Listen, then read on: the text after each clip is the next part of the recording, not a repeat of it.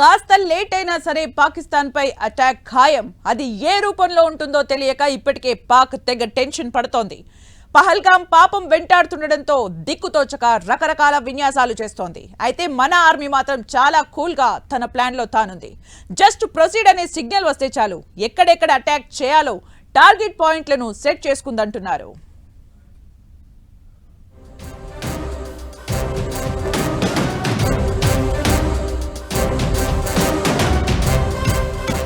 ఉగ్రవాదం వేళ్లతో సహా పీకేస్తాం. టెర్రరిస్టులకు గుండెలెదిరే వార్నింగ్ ఇచ్చిన హోంమంత్రి అమిత్ షా.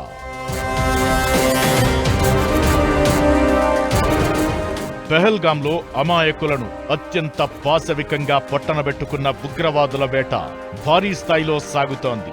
టెర్రరిస్టులను వదిలిపెట్టేదే లేదంటూ హోంమంత్రి అమిత్ షా మరోసారి హెచ్చరించారు. ఇదిలా ఉండగానే అసలు పాకిస్తాన్ ని ఎలా దెబ్బ కొట్టాలో సైన్యం ఇప్పటికే ఓ వ్యూహం సిద్ధం చేసినట్లు చెబుతున్నారు. అధికారికంగా ప్రకటించకపోయినా గ్రౌండ్ వర్క్ సిద్ధమైందంటున్నారు.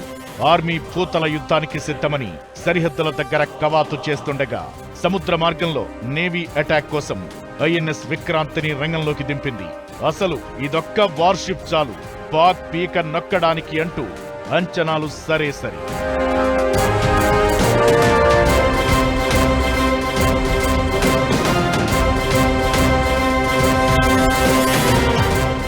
ఆర్మీకే ఫుల్ పవర్స్ ఇచ్చేశామని ప్రధాని మోదీ చెప్పినా ఆర్మీ మాత్రం సమయం కోసం ఎదురు చూస్తోంది.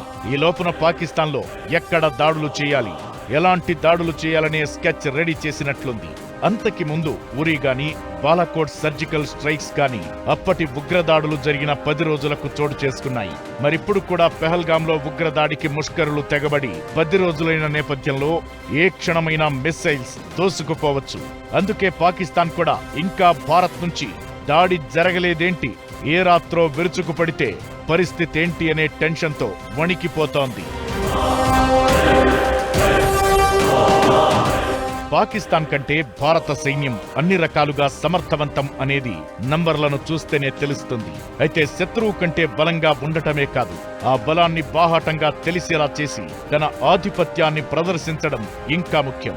ప్రస్తుతం భారత్ అదే పని చేసింది. దీంతో అటు అమెరికా కానీ ఇతర దేశాలు కానీ మీ విభేదాలు పరిష్కరించుకోండని పాక్కే ఎక్కువ స్ట్రాంగ్ గా చెబుతున్నాయంటే దానర్థం అదే.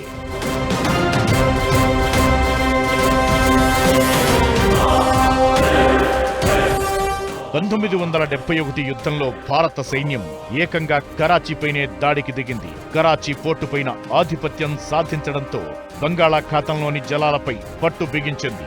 అరేబియా సముద్రంలోని జలాలపై పట్టు బిగించింది. అప్పటి యుద్ధంలోనూ ఐఎన్ఎస్ విక్రాంతే కీలక పాత్ర పోషించింది. ఇప్పుడు కూడా కరాచీ పోర్ట్ సహా పాకిస్తాన్ కి కీలక ప్రాంతాలైన పవర్, ఎనర్జీ ప్లాంట్లపై దాడి చేయొచ్చనే అంచనాలు ఉన్నాయి. అలాగే పాకిస్తాన్ ఇన్ఫంట్రీ, లాజిస్టిక్స్ ప్రాంతాలను టార్గెట్ చేసి స్మాష్ చేయొచ్చంటున్నారు. బెలూచిస్తాన్ నుంచి కూడా సాయం అందితే పీఓకేలో భారత్ నిరాటంకంగా భూతల యుద్ధం కూడా ప్రారంభించే అవకాశాలు ఎక్కువ. అలానే ఇప్పటికే గుర్తించిన ఉగ్రవాద శిబిరాలపై కూడా భీకర దాడులు నిర్వహించడం మరో మార్గం. ఈ క్రమంలోనే సరిహద్దుల దగ్గర మిలిటరీ పోస్టులపై దాడులు కూడా చోటు చేసుకునే అవకాశముంది.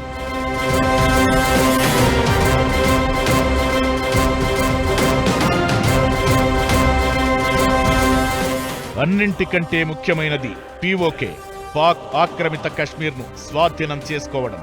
ఇలా అన్ని రకాలుగా భారత్ దాడికి సన్నద్ధమయ్యే అవకాశాలుండగా వీటిలో ఏది ఎంచుకుంటుందో తెలియక పాకిస్తాన్ తత్తరపడుతోంది.